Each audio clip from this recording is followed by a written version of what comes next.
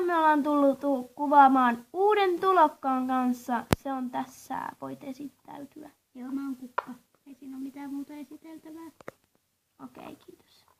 No tänään me kuvataan eli 13 petsiä me esitellään. 13. Tää on meidän... Minä olen uusin. Mut eikö aloiteta? Tällainen rapu. Täällä on reikä ja tää on vähän kulunut. Sen LPS-merkkikin on aika kulunut, ei sitä nyt näe. Ja tällainen tavallinen rapu. Sitten tässä on tämmönen sammakko. Tuosta on pikkusen kulumaa. Punainen magneetti, ei LPS-merkkiä. Ja jotkut petsit on saattanut olla muuten toisissa ja noissa videoissa, mutta siitä ei tarvi välittää. Sitten tällainen kala.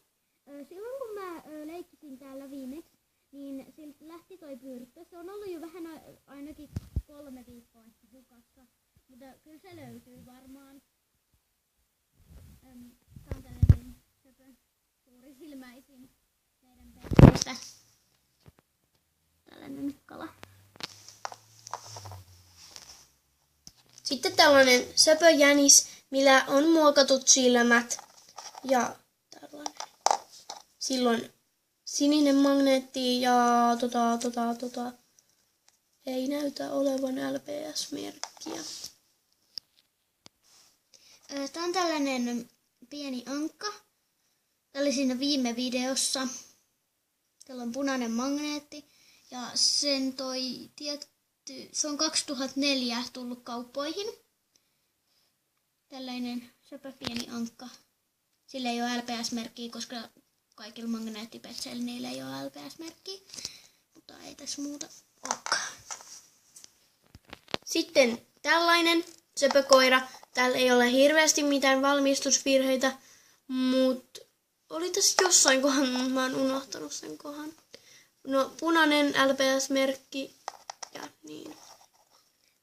Ei kun siis, anteeksi, magneetti, anteeksi, virhe. Joo. Tällainen söpökarhu tai mikä tää on ikinä onkaan, joku nallekarhu. Täällä on 2 sydäntä tossa, ei se nyt näy niin hyvin. Ei näy niin hyvin. Ja tää on muokattu kokonaan, jopa tän silmät. Tällaisella hohdolla. Ja tässä oli nämä loput.